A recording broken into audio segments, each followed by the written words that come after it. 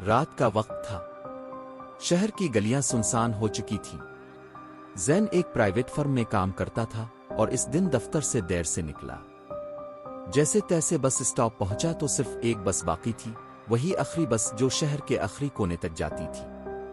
زین جلدی سے اس میں سوار ہو گیا۔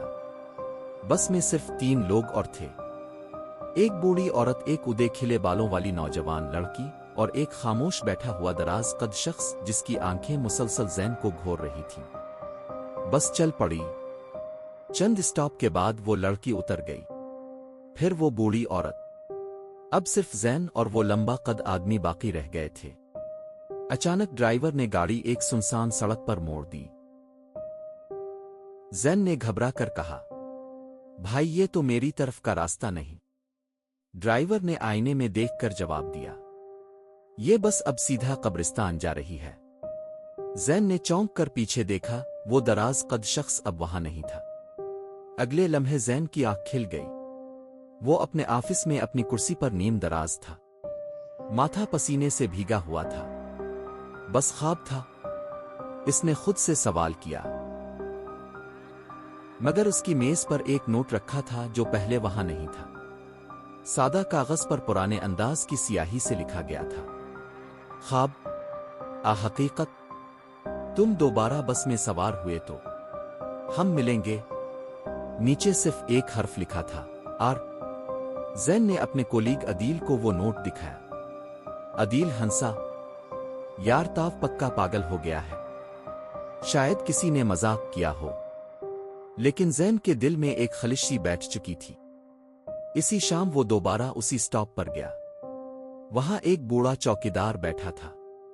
زین نے پوچھا، یہاں رات کی آخری بس کب آتی ہے؟ بوڑھا یکدم سنجیدہ ہو گیا، صاحب یہ سٹاپ تو پچھلے سال بند ہو چکا ہے، آخری بس اب یہاں نہیں آتی۔ زین کو جھٹکا لگا۔ اسی رات اس نے شہر کے پرانے بس حادثات کے بارے میں سرچ کیا۔ ایک پرانی خبر ملی، 2012 شہر کی آخری بس حادثے کا شکار تمام سوار ہلاک، ڈرائیور ایک لڑکی، ایک بوڑھی عورت اور ایک انجان مرد شامل، صرف ایک سیٹ خالی رہی۔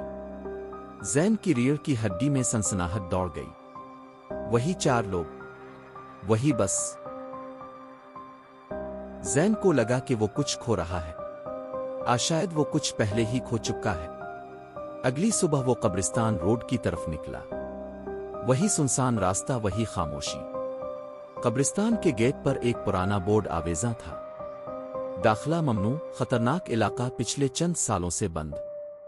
لیکن زین رکنے والا نہ تھا، وہ اندر گیا۔ قبرستان کی ویرانی کے بیچ ایک جلی ہوئی بس کا ڈھانچہ کھڑا تھا، وہ بالکل ویسی ہی تھی جیسی اس نے خواب میں دیکھی تھی۔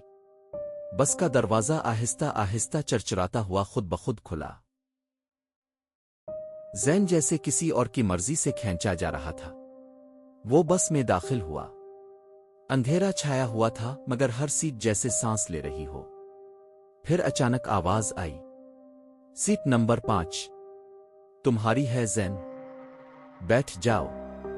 زین نے پیچھے مڑ کر دیکھا، کوئی نہ تھا، لیکن کھڑکیوں پر چہرے ابھرنے لگے، وہی 3، بوڑھی عورت، لڑکی، دراز قد مرد، اور چوتھا چہرہ زین کا اپنا۔ اچانک اس کے دماغ میں جیسے روشنی سی بھر گئی۔ وہ سب کچھ دیکھنے لگا، بس کا حادثہ، 2012 کی رات، ایک خوبصورت لڑکی سے بات چیت، زوردار دھماکہ، خون چیخیں، پھر اندھیرا۔ وہ اپنے گلے کو چھونے لگا۔ وہاں ایک پرانا سا نشان تھا، جیسے کوئی زخم جو یاد نہ تھا۔ کیا میں مر چکا ہوں؟ زین کے قدم لڑکھڑا گئے۔ بس کی کھڑکی سے باہر دیکھا تو سب کچھ دھندلا ہو چکا تھا۔ اچانک ایک مانوس آواز کانوں میں گونجی، تم نے ایک زندگی مستعار لی ہے، اب وقت پورا ہو چکا ہے۔ زین تیزی سے بس سے نکلا، بھاگتا گیا، لیکن ہر سڑک، ہر موڑ اسے واپس اسی سٹاپ پر لا رہا تھا۔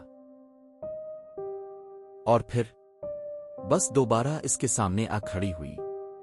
دروازہ کھلا، اندر سے وہی خوشبو آئی، جیسے سب کچھ پہلے بھی ہو چکا ہو۔ اور اب دوبارہ ہو رہا ہے۔